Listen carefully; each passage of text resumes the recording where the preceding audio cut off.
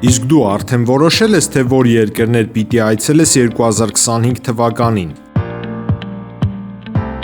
Եթե դու էլ ես հոգնել օրեր շարունակ հարցումների անպատասխան մնալուց, դիմիր Travel with N տուրիստական գործակալություն, սպասեցնել չեն տա, անմիջապես կստանաս լավագույն առաջարկները, տուրփաթեթներ, ավիատոմսեր, հյուրանոցների լայն ընտրանի, էքսկուրսիաներ, սոցփաթեթի սպասարկում եւ ամենակարևորը 24/7 ձևաչափով բարեհամբույր սպասարկում։ Travel with N 095 89 20 48 Ժողովուրդ օրաթերթը գրում է. Օրաթերթի կառավարությանը մոտ կանգնած աղբյուրները փոխանցում են, որ հայրենի իշխանությունները նպատակ ունեն Հայաստանում գոյություն ունեցող բոլոր տեսչական մարմինները միավորելու։ Ըստ մեր աղբյուրների, իշխանությունները Նիկոլ Փաշինյանի գլխավորությամբ դաբրո են տվել այդ նախագծին։ Այսինքն առաջիկայում բունտ է հասունանալու, քանի որ տեսչական մարմինների միավորմամբ շատ աշխատակիցներ են կրճատվելու եւ ընդամենը մի փոքր տեսչական կոմիտե է ստեղծվելու։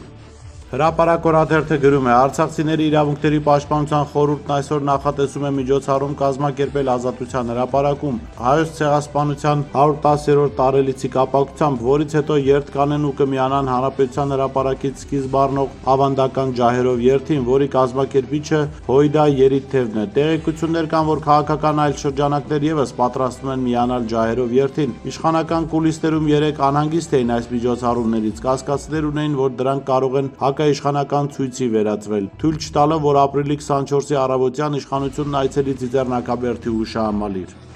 Հրապարակ օրաթերթը գրում է. Վերջին շաբաթներին ԿՊ-ում հակադաշնակցական արշավ են սկսել, պատմություն են մեկտաբանում իրենց գրագիտության մակարդակով, Հույդային մեղադրում առաջին հանրապետության կորստի ցեղասպանության ուրանալու եւ այլ մեղքերի մեջ։ Օրեր շարունակ ընթացող արշավի կուլմինացիային ականատես եղանք 3 ազգային ժողովում։ Իշխանական եւ ընդդիմադիր պատգամավորների լեզվակռիվը վերաճեց ծեծկրտուքի։ Ամեն ինչ սկսվեց նրանից, որ նիստը վարող Ալեն Սիմոնյանն իրեն բնորոշ հեգնախառն տոնով սադրեց ընդդիմադիրներին, նկատողություն անելով խոսելու համար։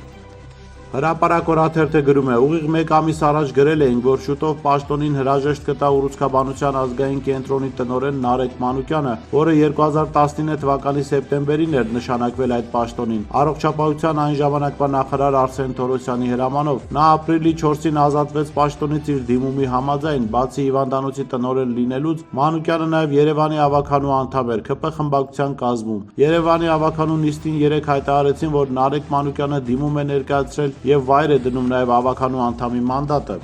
Ժողովուրդ օրաթերթը գրում է. Օրերս գլխավոր դատախազ Արնա Վարդապետյանը գնալու է ազգային ժողով ներկայացնելու 2024 թվականի տարեկան զեկույցը։ Օրաթերթը տեղեկացավ, որ համաձայն այդ զեկույցի 2024 թվականին 3%-ով աճել են մարդու դեմ ուղղված հանցագործությունները, 2023 թվականին 7138 դեպք, 2024-ին 7353 դեպք, 2.2%-ով նվազել են հասարակական անվտանգության, կարգի բնակության, առողջության դեմ ուղղված հանցագործությունները, 2023 թվականին գրանցվել է 15847 դեպք, 2024 թվականին 15502 դեպք, 1.3%-ով սեփականության դեմ ուղղված հանցագործությունները, 2023 թվականին 11420 դեպք, 2024 թվականին 11271 դեպք։ Ժողովուրդ օրաթերթը գրում է. Այսօր ապրիլի 23-ին մեկնարկելու է դաշնակցականների կողմից կազմակերպված ավանդական ջահերով երթը, որին մասնակցում են ինչպես քաղաքական, հասարակական գործիչներ, հայտնի դեմքեր, այնպես էլ հասարակ քաղաքացիներ, այդ թվում ուսանողներ ու դպրոցականներ։ Օրաթերթին 3 տարբեր ուսանողներ պատմեցին, որ կրթության, գիտության, մշակույթի, սպորտի նախարարությունից շրջաբերականներ հրահանգավորող գրություններ են գնացել տարբեր բուհեր եւ դպրոցներ, որպիսի ուսանողները եւ աշակերտները չմասնակցեն այսօրվա ավանդական դարձած ջահերով երթին։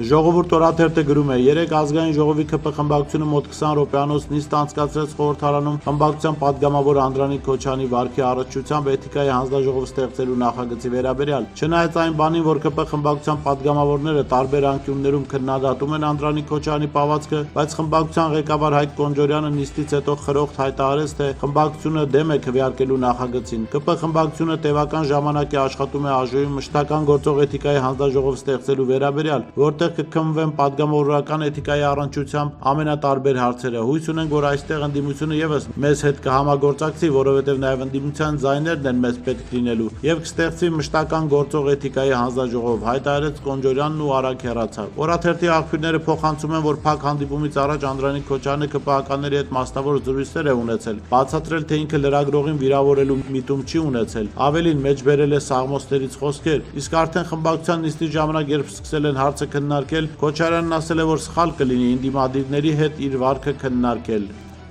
Հրապարակ օրաթերթը գրում է. իշխանական կուլիսներում քննարկվում է հարցը, թե ում գործուղել սահմանադրական դատարան Վահե Գրիգորյանի փոխարեն։ Վերջին ամիսներին մի շարք թեկնածուների անուններ են շրջանառվել, սակայն կարծես թե վերադարձել են ամենաառաջին թեկնածուին, Հանրապետություն կուսակցության անդամ Արտակ Զեյնալյանին, որն իր հարցազրույցներում չի երգել, որ իրեն տեսնում է ՍԴ-ում։ ՍԴ դատավորի թեկնածու ներկայացնելու իրավասու սուբյեկտներից այժմ հերթը ՀՀ նախագահինն է, սակայն պարզ է, որ Փաշինյանն է որոշելու, թե ում է գործուղելու այնտեղ։